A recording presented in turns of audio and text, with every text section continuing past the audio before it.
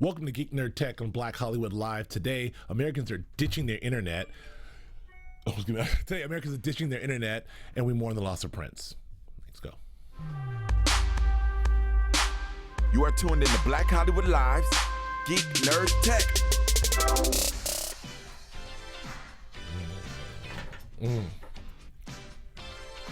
Man.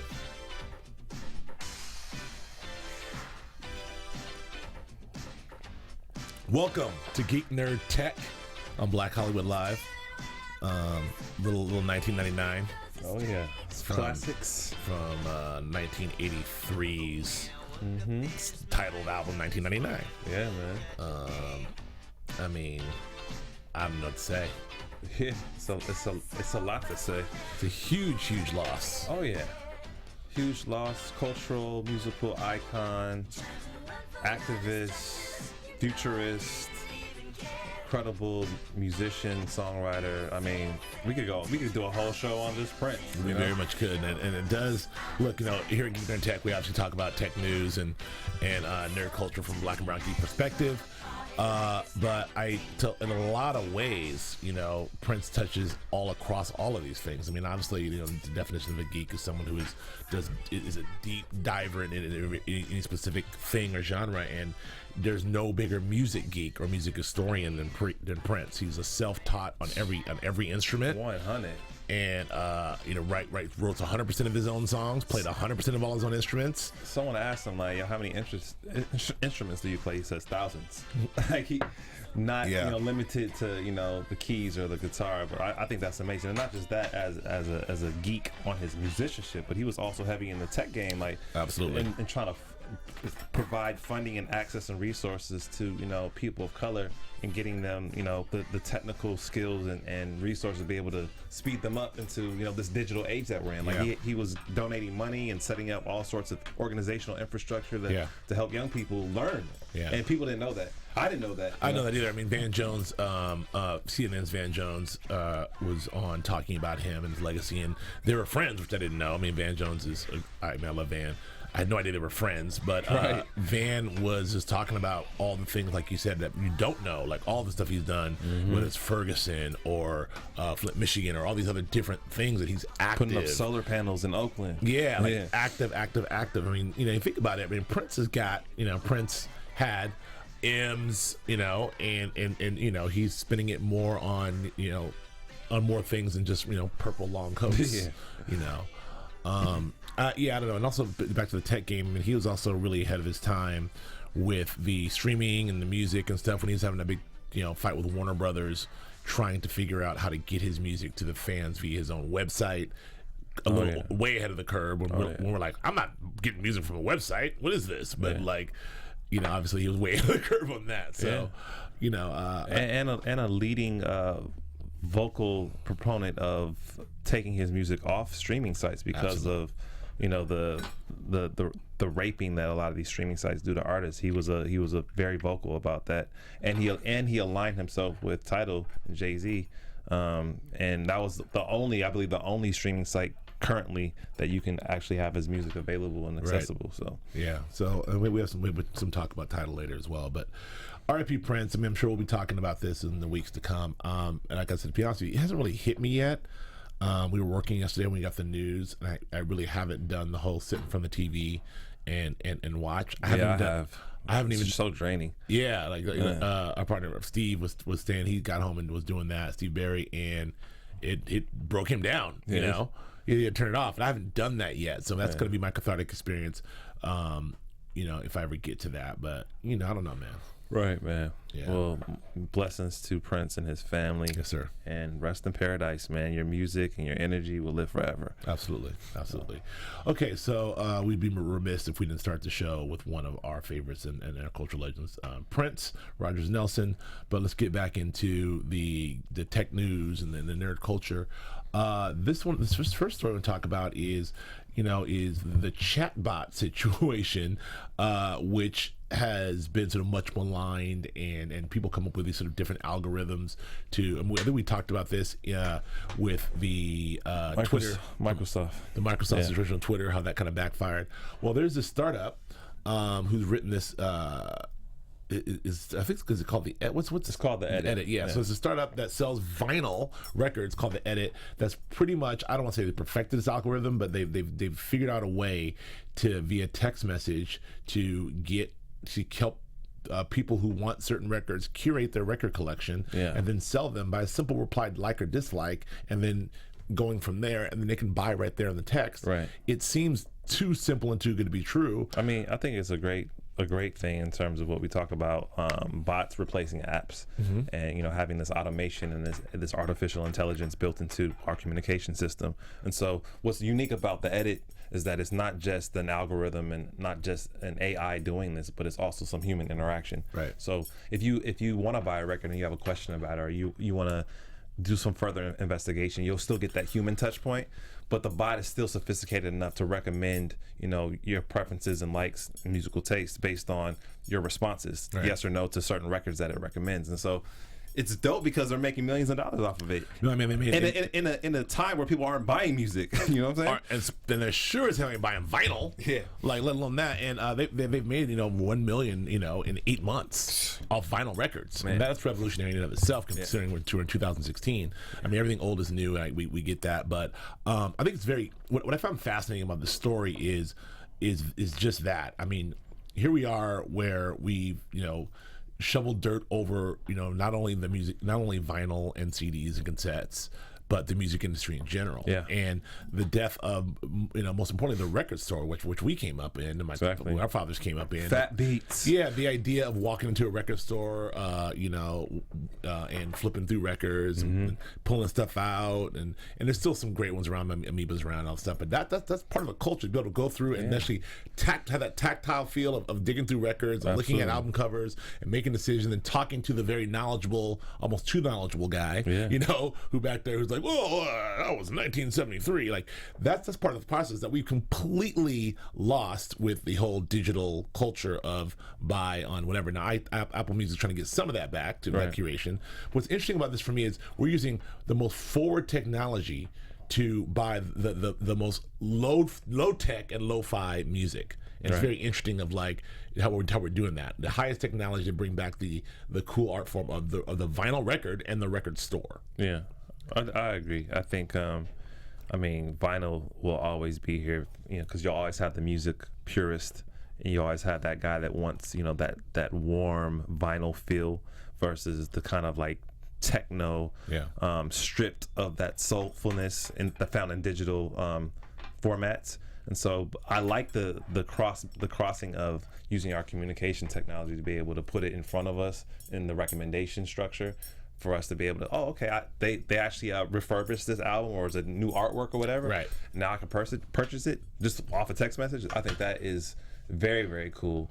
And for the collector, for the hobbyist, for the person that has those crates still, like this is a perfect way to do it, and you ain't got to leave your crib. Yeah. Even though, like you said earlier, like there is a thing in terms of going into that store and touching a record, pulling it out. Sure. And who does that anymore? I mean, besides like maybe me and you, not lately. I mean, I think it's environmental or geographic. I think maybe on the East Coast in New York, like I think you might have more moments of that. Yeah. But here on the West, like we don't really have that, except for Amoeba or like a very, very small mom and pop. You know what I'm saying? I mean, you mentioned Fat Beats, they're long gone, but their Aaron Records was the one we used to go to. My father and I used to go to all the time.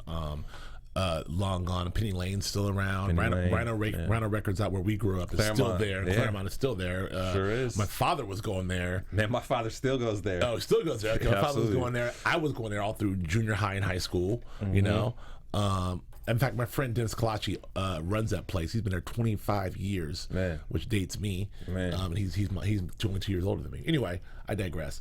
So yeah, there's some places I would like that. One last thing, I just in a general conversation about this, you touched on it, but what do you think about the trend of we're obviously headed to an app-only world, apps on TV, apps on your phone, app, but this is a non-app app. Like, what do you think about this trend? And do you think it'll continue? That's what I'm saying. Like, bots are here to replace apps. Like, in terms of hopping on your phone and pressing an app and typing in whatever information you want, like that's going to be replaced by this artificial communication. Like, hey, it's the recommendations, or you speak into your phone and it speaks back to you. So I think this is the future. In terms of if I had money to invest in a certain sector of technology, this is, I think, going to be a very important sector in the next 5 to 10 years. Like, I think it's going to replace the apps. It's going to create a whole another industry. You know what I'm saying? Because $1 billion industry. Well, yeah, because you strip away all that tedious UX and all that design and all that stuff that we're that you have to go through and just get right to that. Yeah, so workflow you don't really need. Yeah, you know what I'm saying? And so I mean, I know it's very important to have that user experience and that and all that stuff. But maybe you just need a freaking text message. Exactly. Maybe you don't need all that junk. Yeah. So okay, well, let's move on. There's a new study that came out, which is also very interesting. That it seems that Americans are getting rid of their wireless internet, their home broadband internet, in favor of just cell phones. And this is sort of a initially maybe it was a demographic thing, but because obviously they talk about how some wealthier Americans have more broadband than others, or have higher broadband than others. Obviously, POCs or African American homes or people of color a lot of people don't have broadband at all, or have very low versions of that. But what they're finding is the cell phone carriers and all this new LTE technology and everything else, you can get all your internet on your phone. Yeah. So people are finding I don't need Wi-Fi in my house because I get all my junk on my phone, including all my Netflix and everything else. Right. So what do you think of this? I mean, it's funny. I never ever even thought of that. Not that I'm a conspicuous consumer and have a bunch of money to spend, but I never ever thought of like, wow, I'm paying $75 for this top end Wi-Fi, and I got my phone that's on a plan and my iPad is on a plan. Yeah. I mean, and so why am I paying the phone company and the cable company? Of course. I mean, like, it's not necessary because of 4G technology and because of the speed of what these wireless carriers are able to present to us. We can get the information just as easily and quickly as if we had broadband. I mean, we're talking about video, we're talking about it all. And you got to think about a lot of people of color or people that are in a social economic position where they can't afford it. Like, they might go to a place like McDonald's or Starbucks where the Wi-Fi is being offered, and they get their information that way. So I think because of that, it has propelled a less of a dependency to want it in your home. And then because everything is on mobile now, the mobile game is killing the desktop game or whatever in terms of desktop's a laptop. I mean, who has in that same demographic? You go to someone's crib, like, look, they got a house full of laptops and desktops. Exactly. No, everybody on their phone. You know what I'm saying? Everyone's tweeting, Facebook and Instagram, Snapchat, and Googling on their phone. So I feel like because of the speed, like I said, that's offered, like, you don't need it. Like, why spend that money? Like, spend it on something else. So I think we're seeing that trend across all socioeconomic groupings, and I think that we'll continue to see. I think there was a statistic saying that 2 years ago it was like 1 in every 10 one in every 10 people was on their mobile. Now it's like 5 in every 10 people that's using just their mobile versus broadband. So it's almost like 5 times in 2 years. So I think in the next 2 years it'll probably do the same thing. So I want to ask you another sort of philosophical question, cultural question about it's a very simple question. Is the home computer, as we know, the home desktop, is the home desktop dead? And for answer, I just, in my lifetime, I've seen this push of like, computers, desktop computers were only for IBM, only for offices, and they're in the offices, in the 80s and early 80s and whatnot. And then, Macintosh and others before that, TRS-80 and Apple IIs were like this whole push, like, we're bringing the computer to your home. Yeah. And then that whole industry grew like, wow, we have a computer in the home, and every home has to have it. The kid use for homework, and that was that. Yeah. And we've been on that for about 30 years, a little bit, 35 years. Definitely. But now, with the way, laptops and subsequently, iPads and tablets and now phones are, who is buying? And watches. Thank you. Who is going there and buying the big setup and setting up in the kid's room or in the house? Is the desktop dead? No, I don't think it's dead. I think the home desktop. I see it right. Having one sometimes. I think it's the usage, and I think it's the demographic. If you're talking about like the young adult, the college kid, no, the laptops are still appropriate. If you're talking about kids at the crib that are in high school, junior high, whatever, they're on tablets, they're on phones. If you're talking about the creative or the guy that's actually making stuff, I'm talking about the average home cat. Like every home in America, I think the average home has at least one computer. If you're IBM, if you're Apple or whoever makes Dell or something like that, are you still in like the Dells of the world? Are you still in the business of like a computer in every home? Well, I think the computer has changed because now you have touchscreen computers that can actually go through a transformation of being not only a laptop but actually a tablet. Sure. And so I think it's dual purpose. Like you want the mobility of a mobile device of a tablet, but you also want kind of like the robust power of a desktop. And so right. In 2016, we have the option for both combined in one. So I think that in terms of like the desktop situation versus the laptop situation, I think the laptop and the tablet is killing the desktop. Yeah, I agree. So. And I think also when we talked about this before too, I think we're also going to see proliferation of all of that sort of desktop stuff and how we utilize and how we surf the web. Probably be moved to some version of your television. Yeah. So as opposed to having a desktop, you're probably going to be able to do that through your television. I mean, we already are. You already are, but but really have a keyboard where you're sitting on the couch and doing your stuff and then doing whatever. Because and then also in offices, especially in production, I just was at an office, I think Vice. You walk in and it's a giant workspace and everyone has laptops. So instead of, if you're the company, let's buy everyone a laptop, be just as productive, and as opposed to buying desktops. So it's interesting to see where this thing goes. And the last point about that, I mean, is again, it's a Moore's law. So like every year it's going to get faster, cheaper. And so why invest, $3,000, $5,000 in a desktop when the following year is going to be like the newest model that's way better and way cheaper. Yeah. So invest in a tablet. And it's the same thing with a tablet. I mean, so I think it's just what the usage is, and what your price point is. Exactly. So. And this gets to my, I guess this makes more sense of the stuff I disagreed with, but you were saying about the importance of the iPad Pro and things like that, because it's offering that power and creativity and mobility to people who use it for different things. Exactly. Other than just, spreadsheets, whatever, or porn. All right, so no, this is the top two uses for your home computer. Your uses. All right, all right. So this is interesting. AirBNB is forming an alliance with one of the nation's biggest labor unions, and I think that this is a smart move on Airbnb's part, because Airbnb, for all of their their expansion and their ingenuity and their proliferation and around the world, this is constantly under fire, just like Uber. Yeah, exactly. Because they're changing the industry, so that the hotels don't like them, the landlords don't like them, some municipalities don't like them, the cities don't like them. So they've got to try to figure out how they can say, hey, we're here to stay, and we're going to play ball. And I think this to sort of embrace this service employees union and help all these sort of people who clean and say we're all for $15 an hour. We're doing that for all of our people. We have all of these houses that need to be clean. Now we're going to embrace this and put all these people to work at this rate. Yeah, that's a move. That's a great move. It's a great move, and I think it's an appropriate move for people that work in that industry. They should have the protection of health insurance. They should have a retirement fund. They should have the various luxuries that are assigned to traditional careers, and oftentimes they don't have that. Oftentimes they're on the lowest rung of protection, and so I think to be able to have the infrastructure with Airbnb and to offer that to workers, or offer that to the people that sign up for Airbnb and allow people to use their homes. Like, hey, if you're going to be a partner with Airbnb, you have to partner with this type of this organization that will hire only these people, or hire people at this rate. And I think that's very respectable and smart. And I think it changes the narrative in terms of everything you're saying, the attack that they're getting from all different fronts. But I think that Airbnb, like Uber, is very revolutionary and something that we're seeing all over the world. It's a global phenomenon. Yeah.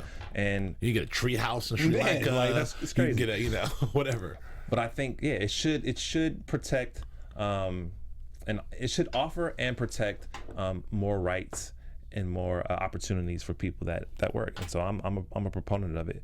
Question to you is though, what do you say if you are that hotel employee? What do you say if you are that municipality worker? What do you say? What is your take then? Yeah, I mean, it's hard. I mean, I think that if you're that person, I mean, I think that I just want to know that people in my industry and the jobs that I have is maybe at this skill set has a floor and has some longevity. So if I work at the Four Seasons and I see Airbnb is doing that over there, I would either fight for the 4 seasons to make sure I'm getting the same pay, or I go work for Airbnb. There it is. You know, and so I think that's also why it's a good thing. You know, it's competition. And this is kind of the whole, not to get political, but this is the whole, you know, theoretically what the Republicans say is privatize everything and we set the industry and everyone will follow. Because of course they'll usually like privatize the industry and they cut everything and right. we're profits. But this is a good example of that. Like, so like we're a giant company. We're setting the bar here. Yep. And so this is the industry standard. If you guys aren't doing that, why not come? You know, people are going to want to come to us. Yeah, it's not dissimilar to what In-N-Out has done. In-N-Out Burgers has done all these years by setting their wage high. And when I was in high school, it was like $9 an hour. Yeah, and that was big money. When I think minimum wage was like $4.50. Yeah, like that's double. You know, yeah. So that was crazy back then. And then I think, and they're still doing that. So they set the bar higher. Last thing I'll say about this too is the. You know, this works for Airbnb as well because look, I've had some Airbnbs like in New York. I got in the bed. There's some hair, like you know, like so. If you're saying like the quality of it, you know what I'm saying? You're asking them like to just hurry up and turn the room around and clean it, and I'm gonna use the homie down the street to clean it, or I'm just gonna do a real quick job myself, like do something up and then come stay in my house because I'm trying to make that money. Like that reflects badly on Airbnb. It doesn't reflect badly on the individual. Yeah. It does because of the way the system's set up. So I like the idea of Airbnb saying, look, much like Uber did with their drivers. Right. You know, Uber said, like, we're not going to farm this crap out anymore. Yeah. These are all Uber drivers now. And so what they're saying is, we're not going to farm, like, let the cleaning up to you. The cleaning's up to us. Right. There's a certain standard. Everybody can pay a certain amount. So when you stay at Airbnb, you know your shit's going to be clean. Type of experience. Exactly. That's a smart move. Yeah. And as a consumer, I appreciate that because I don't want any hair in my bed. When I go stay at someone's crib in New York. Because if you found hair in a hotel, you'd be ape shit about it. So I know what to complain to, but the dude who I already paid the money to, who's like, I don't know, man, sorry, like good night. There's no comping there, right? No, no. All right, cool. So I can't get a breakfast comp over at Airbnb. All right, so moving on. The IMAX film, one of these guys of IMAX films is really doing. IMAX is really getting big on live events, and they unveiled their first production truck, broadcast truck for live events. So as we know, like as you may or may not know, obviously broadcast truck for virtual reality live event. Let me clear that. So broadcast truck, whatever it is, it's the Super Bowl, it's the Oscars. That control room is run by a mobile control room that's outside in the truck. They're switching, they're doing everything, directing all that stuff live for live events. Yeah. What they're suggesting is we built the first one that can handle virtual reality live events, which is quite revolutionary. Now, when I heard that, I was like, what is that supposed to mean? I couldn't even think in my brain of what the applications are. Then I read the most obvious one is NASCAR. Yeah, like just imagine the driver with various cameras all over them, the VR cameras all over them. You're in that car. You're in the car. You're 200 miles plus. Yeah, so you can look around. Exactly. You can see what's behind you, and that's pretty revolutionary. Super revolutionary. Beyond that, I don't know. I mean, what else? I feel the VR game is going to be explosive. I was just having a conversation with a fellow filmmaker about that yesterday, and he was saying that he was actually going to think about buying, you know, a VR camera, or having the production capabilities to be able to create that product. But I think that in the next few years, like, we're going to see more content, more opportunities for us to experience it, and also the personal VR stuff like the Oculus Rift or the Morpheus or the HTC. It'll be more affordable for the average consumer. But I think something like this is dope, that they can like ship that truck anywhere in the world, any live event, and have the technical setup to be able to capture all that stuff. Sure. Edit all that stuff and create the package, and then farm that out in real time.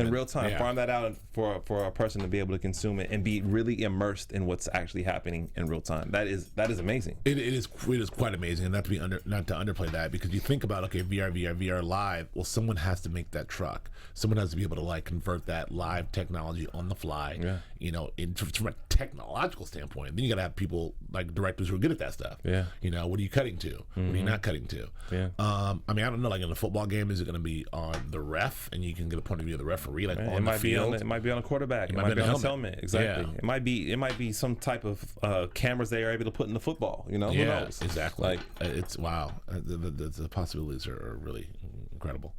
Okay, so moving on. This is my least favorite. Well, my favorite and least favorite talk at the same time. This is where we're talking about open science, and we've been talking about mapping the genome and cloning and all these different things. And so this is an article about how open science can help solve the Zika virus and prepare us for the next pandemic. Now, Zika, currently in Rio now, where we'll probably be, and that's a concern. But what they're saying is open science is something that allows everyone to so I can't say this right. Basically, when it comes to we've mapped the genome. When it comes to doing genetically altered, biology, all kinds of things like everything from micro pigs, super goats, extra muscular bagels, white mushrooms. This is the kind of stuff that's being done now. And then now we're in a point where China's actually edited human embryos. But the idea here, which all that's terrifying to me, you want to get your thoughts on it. But the idea being this will be able to help hopefully genetically alter disease or make us disease free or come up with vaccines for disease and all sorts of stuff, which is great too. Well, the thing is, we live in a shared economy now, and you have crowdsourcing for personal projects. You have crowdsourcing for many various things in other industries. So the argument or the point of conversation is why don't we have that in place in the medical industry? How come we can't have a laboratory or a group of doctors on this part of the planet be able to have a fluid conversation with a laboratory and doctors on this side of the planet? And so that's what they're trying to corral or correct, because it slows down the process of finding cures, because it's a broken line of communication. So why not open up the channels of communication? We have the technology to be able to say, hey, here's all the information we have about this. Put all the brilliant minds around it. Let's share the information and let's accelerate the process so that we can have a cure. But the problem is that it's greed. It's about money. It's because how a practice or a doctor or an organization makes money is hey, I found this. I studied this. Yes. I found it. My name goes in the article. I get the money for research. I get the accolades, and so I won. And all this, exactly. So break that up. Destroy that type of thinking, destroy that type of workflow, and let's make it more collective, more communal, so that it's more fluid. And now, hey, we all have access to the technology. We all have an access point to the conversation. Instead of starting from scratch, I could just read, oh, we're already here. Right. Wow, I didn't think about it that way. Well, let me put my twist on it now. Cure. Sure, because, in Germany, they're doing some shit. We're doing some stuff here. The Chinese are already doing stuff with humans. Of course the Chinese are. So, wow. So some people are we made micro pigs, which is crazy. We made a super goat, but Chinese we altered the human, we put wings on them. So who knows? But we'll see. I don't know. The whole thing is, I think it's a slippery slope. Why is it a slippery slope? Why? In that open collaboration, you have the Chinese guys being hey man, I'm trying to put a big nose on them. I got the code for the big nose right here. I'm trying to put up some wings on a guy. Wings, piece of cake. Pig nose, here you go. I don't know. But I think there's a difference between scientific experimentation and actually trying to find a cure for a disease. And an example is the Ebola virus that was happening in 2014. They were saying that, hey, if we had this dialogue, we might have been able to find a cure for it much faster. Versus hey, how can we put wings on a human? That's a different type of conversation. That's where my brain goes. Okay. No, but you're absolutely right about that. And the idea of a pandemic. Aside from all the zombie apocalypse movies we've seen in the last 10 years and TV shows, but the idea of a pandemic is still terrifying. Even we had those movies with Contagion, and there's another TV show coming, and there's Outbreak back in the 90s or the early late 90s. Outbreak was good. Yeah. Your boy Cuba was. Don't hate, bruh. I'm not mad at Cuba. He flew a helicopter. But I like that movie a lot. So anyway, so we'll see. This could be very exciting, could be very scary, but hopefully, we can. Cure a lot of things. Amen. We're gonna find a cure for cancer in our lifetime because of this, because of the ability to be able to communicate much faster. So, all right. So let's loop back over to Tidal. So there's a lawsuit claiming that your boy Kanye tricked people into signing up for Tidal. Who knows? Famously, Life of Pablo came out and And famously, in one of his sort of Twitter rants, he was very clear about saying that this will only be available on Tidal, so you gotta buy it now. I'm never putting this out anywhere else. And then the story came out that actually it's gonna be on Apple Music and Spotify. And so people were like, well, damn, I bought Tidal and I didn't have to. Thanks, Kanye. That's misrepresentation. I'm suing you.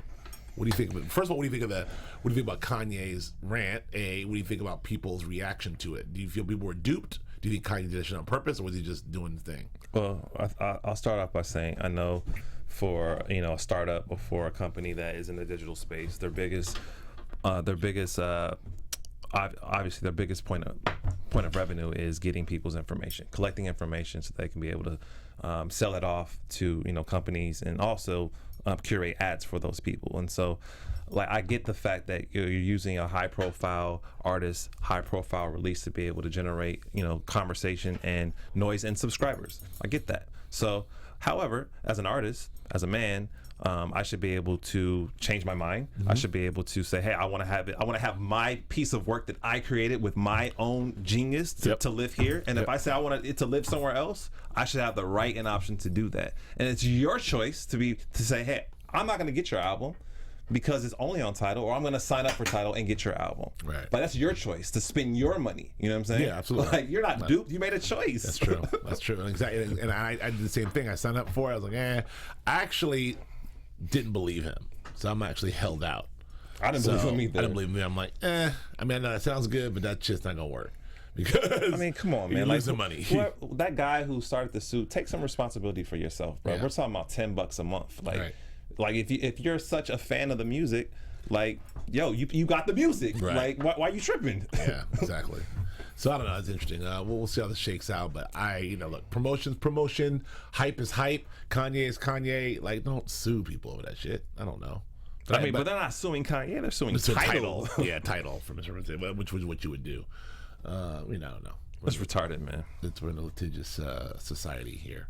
All right. So, this is a very interesting one too. So I don't know where I said this. So the augmented reality thing is hot. That company, Masquerade, the app where you can sort of put these different faces on. Leonardo DiCaprio, they had Snoop Dogg, everything else.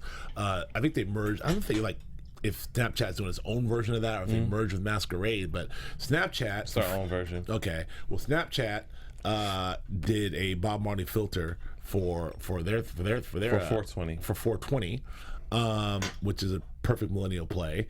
And people are like talking about that this is maybe sort of beyond cultural appropriation. This is like a blackface situation. This is a tricky one for me because I think that I'd love to hear your takes on this. Bob Marley's a legend who happens to be he happens to be black. I think that if he is ubiquitous and is going to be honored in a way that we say everyone of all races can pretend to use his face and say, hey, I'm Bob Marley, then I don't think there's anything wrong with that. I think where we run into trouble is what you do as an individual with that. If you put the Bob Marley face and said some like racist shit, like, look at me, I'm a Rasta ass nigga or whatever, like, and then you're a white dude, then that's different. That to me was where the blackface doesn't come in the actual act of like putting blackface on. It's more about the overall characterization, the caricature of what you're doing with that. Not to say that if you put on blackface and you act like a gentleman, it's cool. I'm just saying that, like, for me, it's more than just that. So this technological version of that, it is very specifically Bob Marley's face, and it's a mask. It's no different than a mask for me. So I don't know. I mean, Kylie Jenner and some others were doing some stuff and doing some. There are people, plenty of white folks and other people doing some bad Jamaican accents, saying some stupid shit. But I don't know that. I don't know about this. I think this is fine. This responsibility lies on individuals. My opinion, but I'd love to hear your thoughts. I mean, my thoughts are, Snapchat as a corporate entity got the rights from the Bob Marley estate to be able to use the likeness of him in terms of these caricature elements. And so I think it's problematic.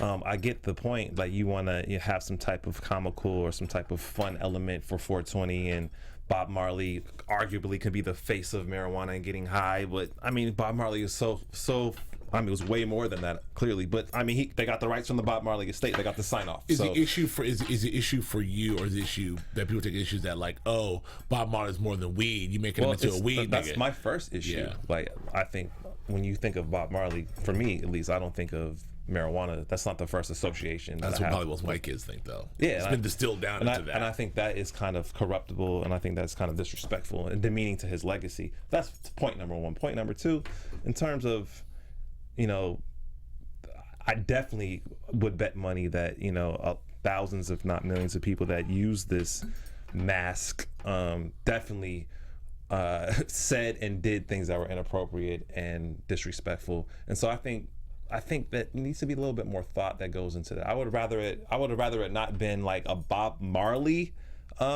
mask. Maybe just design something completely different. Like if you want to have, you know, locks and you know red, green, and yellow colors as a hat, and maybe no coloration of the face, that might have been more appropriate. You know, so Masquerade has that Snoop Dogg version that's exactly like this, same thing. It's basically Snoop Lion. It's got the you know the red, gold, and green. It's got the dreads. It's got Snoop's face and some glasses.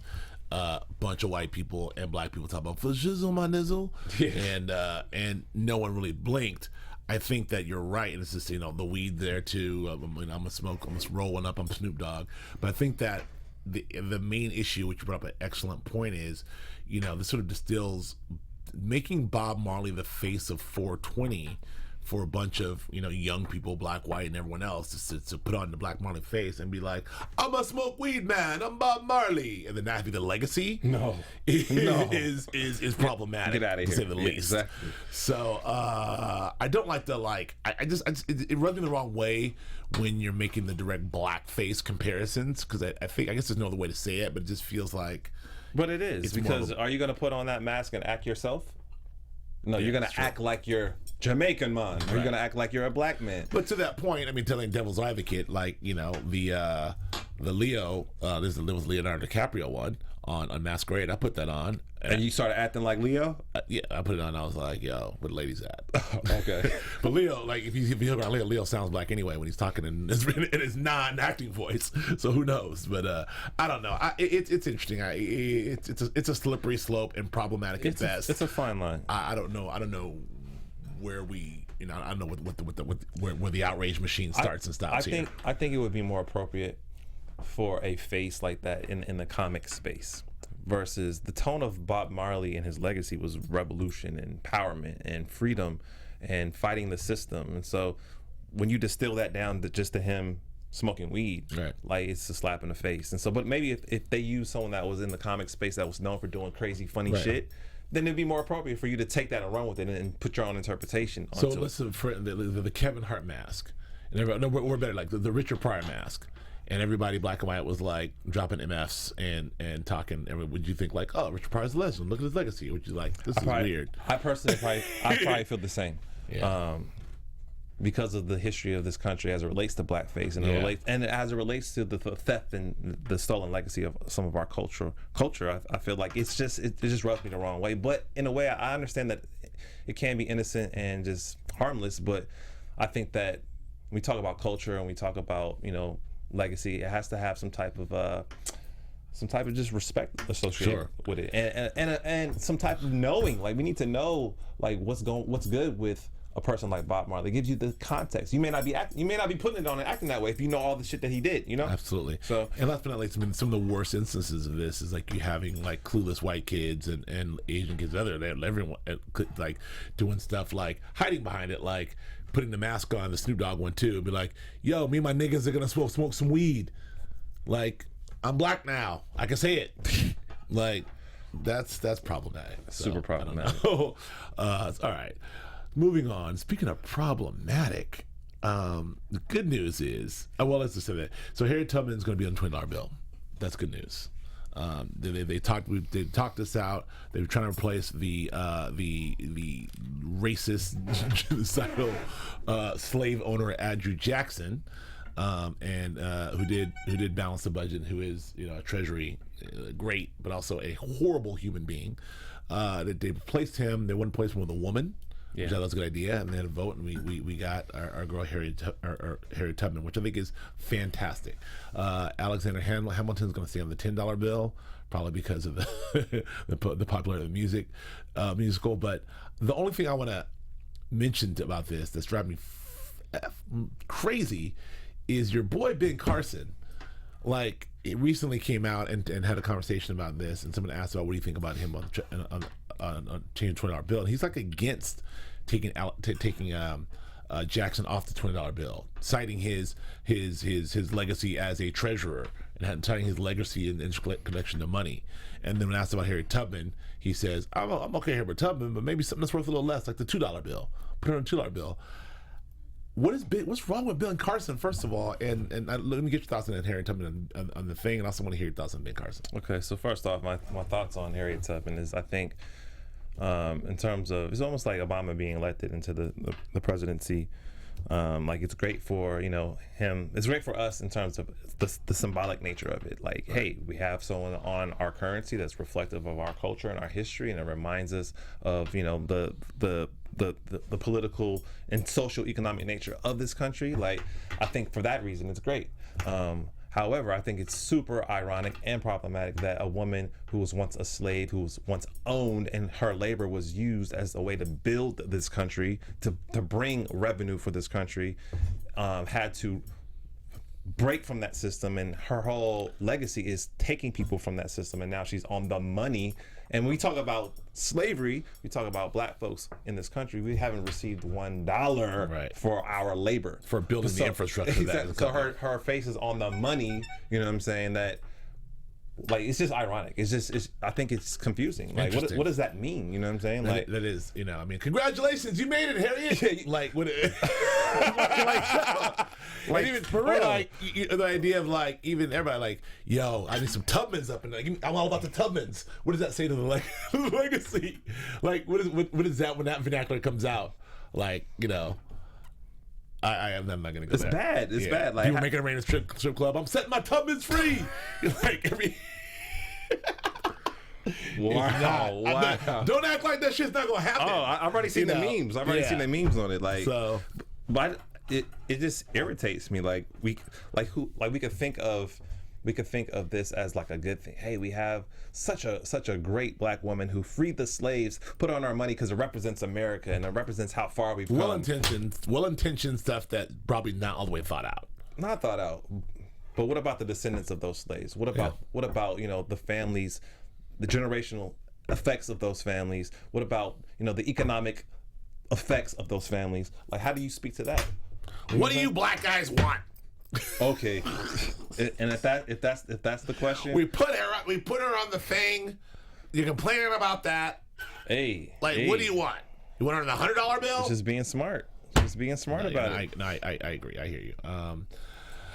Well, I mean, it's tricky. It is problematic, but I like the line because it really kind of came through. What happened is it just came through a different filter that was well intentioned. It came through like, we want a woman. Yeah, no, and it was actually voted in. Right, voted in. But it's like, we want a woman, so of all the women, it's like, well, let's put a woman of color, let's put some POCs in here, and like, so Harriet Tubman, okay, that seemed like a good idea. Then when the vote came through and she wins, it's like, we won. And then it's like, wait a minute. Let's have some respect. But I like it because having that as an icon on our money, it propels conversation. Right. Like, we could have that conversation. Yeah. Like, I would love to see that being communicated on MSNBC, on CNN, sure, on Fox News. Like, I love them to talk about the dynamics of that and put it in a historical context. Yeah. Like, a woman who's now on our money who never received money for her labor. Right. Like, just like that. Like, let's talk about that. Right. How does that work? Right. Anyway. Wow. It's very, very thought-provoking, Sean. Serious. All right, let's get out of here with these last two really quickly. Microsoft is killing off the Xbox 360. RIP Xbox 360. I don't know what to say about that. I got the Xbox One. You have the Xbox One. Love the Xbox 360. I don't know what to do. We had a crap load of Xbox 360 discs and boxes. They're gonna be filling landfills. what's going to happen to all those millions upon millions upon millions upon millions of Xbox 360 I think it's packages? like, was it 80 million or something? 80 million consoles that was sold? 80 million consoles, Right. but I'm talking about the actual everything, games. everything. I And know. that's just landfills. So Microsoft needs to really start thinking about, like, take some responsibility for, we're making this. We've done this for all these years, and now we're switching systems. I don't know. That's something that really bothers me about it. Maybe because I own a lot of that shit. But like, where's it gonna go? I mean, isn't that the same conversation that you would have with Apple or any type of technology company? Like 10 years ago, the Xbox 360 came out and was popping. So Right. I mean, it's old, so Yeah. it has to die sometime. Yeah, I mean, I guess what are all these old CDs doing? I mean, Exactly. Landfills. Okay, cool. Last but not least, Star Wars fans have put this billboard in San Francisco. I believe it's in San Francisco, begging George Lucas, or not begging George Lucas, but begging Star Wars to give us the original expanded universe. Now, what we mean by the original expanded universe is, after Star Wars, the success of Star Wars, there were a gang of novels and books and supplemental materials that came out that sort of really did Lucasfilm did an excellent job of trying to make sure that every single paperback, every single novel that was written actually fit right into the narrative of what was going on in theory, right? Even in that 30 years when there was no movies. Right. Star Wars fans needed that content. I remember when we went to Lucasfilm, they talked about the big sort of continuity board where you can see, look at this novel connects with this novel, connects with this movie. Like, it was very important to have that continuity all the way to the cartoons, to the video games, to everything else. So with this new version of Star Wars, J.J. Abrams, they just erased that board and kind of did whatever. Right. People are mainly complaining about, people are riding from Mara Jade, who is Luke's, who was someone he sent to kill Luke, who is later Luke's wife, Right. who they later had they had a kid who people would think would be Rey, if that's how that's going to go, but there's no mention of Mara Jade. There's other characters that people are really riding for. What's your take? I mean, you're a big Star Wars guy. Like, are you with the original canon, Yeah. or are you with the new breath of life that's been put into the Star Wars universe? Another big hit is Grand Admiral Thrawn. That's another big, people were like, what about Grand Admiral Thrawn, y'all? What about Mara Jade? People are mad. So my take on it is it's a selfish take, because I, as a huge Star Wars fan, as a proponent of all this shit, I never cracked a book. I think there's one. I think actually I take that back. I think in high school, no, in junior high, I read a Lando Calrissian paperback, like like Billy D was on the cover, like. I'm like, oh, cool, Lando got an adventure. I don't remember any of it, but I feel like I read a Lando book. That's as far as I got. Got it. So you don't care? I don't care, because I don't know. Now, there's millions and millions and millions of fans That do, but also Yeah. who follow this stuff and who are like adamantly like loving this stuff and Right. feel like, I want to see that universe brought to life. Well, how can you erase that history? That's Star Wars history. You should erase it. I don't know. False outrage, real outrage. I don't know. As a Star Wars fan, I don't care, which is interesting to me. Maybe Yeah, I'm selfish. I'm surprised to hear that coming from you. Like, I didn't read any books, I got it. Then I we- got it. so Well, yeah, man. My take on that is, like, all that auxiliary content that was built, like, I never experienced that. I never Right. had access to it. Didn't even know it really existed until reading about it later. So, like, in terms of how it's emotionalizing me, like it is for some of those folks, like, I have no emotions attached to it. Right. I don't care either. Like, I like what JJ did with the new iteration of it, and I mean, he's not done. Right. Like, it's gonna be numerous movies that come from this rebirth of it. So, but where is Grand Admiral Thrawn? Let's make me laugh. Sorry, man, yeah, that's it. I mean, all right. Well, I apologize to you. Speaking of Star Wars, did you get the Blu-ray or the DVD? Yeah. Okay. I got Where did you get it from? I did the Target one. Okay. I did the Target version. We talked about that on the Walmart, Target, Best Buy version. I did the Target version, and the extended content was kind of weak. Oh, really? No, the Target extended content, Okay, is, because the extended content was amazing. It was about 2.5, almost 3 hours of the stuff, and it's a deep dive, and it was excellent. That's awesome. Everything from the table read to the art to the shooting to production diaries to production design to like cast to everything you think you want to know It was a pretty deep dive. That's awesome. Only thing you don't get is a commentary track from JJ or anyone else, but you get pretty much everything you need to know. And who's conspicuously absent from the whole behind the scenes thing is George Lucas. I think he has one bite in the entire 3 hours. Wow. And I rewatched the movie. It holds up perfectly. Okay. I watched some stuff with subtitles, and especially that mysterious. When she has that dream and all this mysterious things happen, it's all subtitles, and you see who's talking. Yoda's talking, Obi-Wan's talking. These are your first steps. So it fills in some of the blanks you maybe not have saw in the theater. It was, I liked it on Blu-ray and enjoyed that experience as much as I did, if not more than in the theater. Wow, that's huge. So I watched it the Blu-ray from beginning to end, and then I put the other disc in and then watched 3 hours of the other thing, and I was up to like 3-4 in the morning. Man. I went to bed like zoom zoom zoom. Stop it. Grand Admiral Thorn. All right, we're gonna get out of here. I think that's it for us today on GNT. Thank you for checking us out. Thank you for tuning us in. We're also on iTunes, by the way, and if you want to do us a favor and check us out and rate us on iTunes, if you're listening to us on iTunes, or check us out on iTunes, helps other people find us. Otherwise, those of you listen and watch us on YouTube, thank you for doing that, and feel free to comment, let us know what you think. Achilles Shine, where can we find you? You can find me on Instagram and Twitter at Achilles Shine, AKILISHINE. Where can I find you? You can find me on Instagram and Twitter at Joe K. Braswell. Also on Snapchat at JK Braz. I'm snapping, not scoping. We'll see you guys next time. Thank you.